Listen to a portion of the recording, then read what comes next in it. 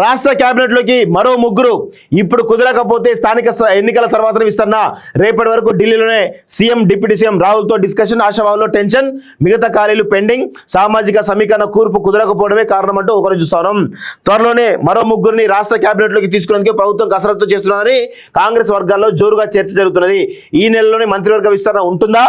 లేదా అని కొందరు సీనియర్ నేతలు ఇప్పటికే ఆరా తీస్తున్నట్లు తెలిసింది ఒకవేళ హైకమాండ్ మంత్రివర్గ విస్తరణకు ఓకే చెబితే ఎంతమందికి ఛాన్స్ ఇస్తారనే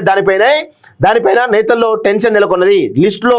తమ పేరు ఉంటుందా ఉండదా అని అంతర్గత ఎంక్వైరీ చేస్తున్నట్లు టాక్ ప్రస్తుతం CM Revanth Reddy deputy CM Bhatti ఢిల్లీలో ఉన్నారు వీరిరువురు నేతలు రాహుల్ గాంధీతో సమావేశమయ్యాక కేబినెట్ విస్తరణపై క్లారిటీ వస్తుందని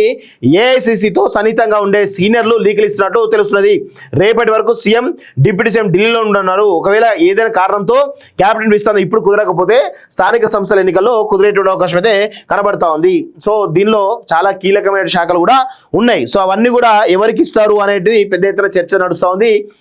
దానిలో భాగంగా ఒక ఈరోజు వాకిటి శ్రీహరి కానీ ఇలా చాలా రకాల పేర్లు తెరపైకి వస్తూ ఉన్నాయి సో అవన్నీ కూడా మనం చూడాల్సిన అవసరం అయితే ఉంది ఇది రంగారెడ్డి కోటాలో వచ్చేటువంటి అవకాశం అయితే కనబడతా ఉంది హైదరాబాద్ కోటాలో ఇక తెరపైకి నాకు ఉన్న సమాచారం ప్రకారం ఎవరు మన నాంపల్లిలో ఎమ్మెల్యేగా పోటీ చేసినటువంటి ఆ మాజీ ఎమ్మెల్యే ఉన్నారు కదా ఆయన పేరు తెరపైకి వస్తూ ఉంది సో అదేవిధంగా ఇంకా వివేక్ ఉన్నాడు వివేక్ వర్సెస్ ప్రేమ్ సాగర్ రావు ఆదిలాబాద్ జిల్లా నుంచి వీళ్ళిద్దరి మధ్యలో పోటీ చాలా బలంగా ఉన్నది అదేవిధంగా ఇటు కోమటిరెడ్డి రాజగోపాల్ రెడ్డి వర్సెస్ ఇలా చాలా రకాల ఇక్కడ చాలా పెద్ద ఎత్తున లిస్టు కనబడుతూ ఉంది వర్సెస్ బీర్లా ఎల్లయ్య వర్సెస్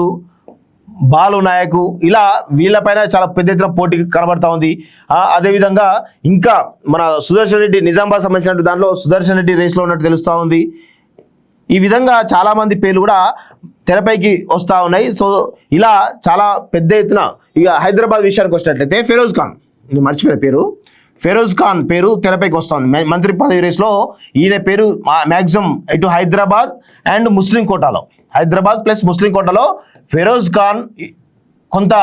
ఆయనకు ఎమ్మెల్సీ ఇచ్చి మంత్రి పదవి ఇచ్చే అవకాశాలు చాలా స్పష్టంగా కనబడతా ఉన్నాయి మంత్రివర్గంలోకి ఫిరోజ్ ఖాన్ను తీసుకునే అవకాశం అయితే కనబడతా ఉంది సో ఎందుకంటే ముస్లిం కోటా కింద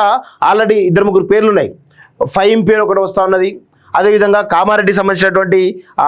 ఇప్పుడు ప్రభుత్వ ప్రధాన సలహాదారుగా ఉన్నాడు ఆయన పేరు పైకి వస్తూ ఉన్నది సో ఆల్రెడీ ప్రభుత్వ ప్రధాన సలహాదారుగా ఉన్నాడు కాబట్టి ఆయనకి ఇవ్వకపోవడానికి అవకాశాలు ఉన్నాయి సో అదేవిధంగా ఫైమ్ కూడా ఇవ్వకపోవడానికి అవకాశాలు ఎక్కువ ఉన్నాయి కాబట్టి ఆ కోణంలో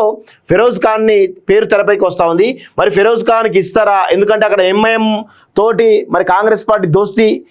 ఉంటుందా ఫిరోజ్ ఖాన్కి ఇస్తే ఎంఐఎం సపోర్ట్ చేస్తుందా వ్యతిరేకిస్తుందా ఇవన్నీ అంశాలు కూడా ఉన్నాయి సో ఫిరోజ్ ఖాన్ పేరు మాత్రం తెరపైకి వస్తూ ఉంది ఫిరోజ్ ఖాన్ కూడా మంత్రివర్గంలో తీసుకునే అవకాశం అయితే చాలా బలంగా ఉన్నట్టు మనకు తెలుస్తూ ఉంది సో ఇట్లా వివేక్ కోమటిరెడ్డి సుదర్శన్ రెడ్డి హైదరాబాదు ఇటు రంగారెడ్డి ఇలా చాలామంది పేర్లు తెరపైకి వస్తున్నట్టు తెలుస్తూ ఉంది మరి ఎవరికి వస్తాయి ఆశావాళ్ళు ఎవరెవరు అనేది మరికొద్ది రోజుల్లో క్లారిటీ వచ్చే అవకాశం అయితే కనబడుతూ ఉంది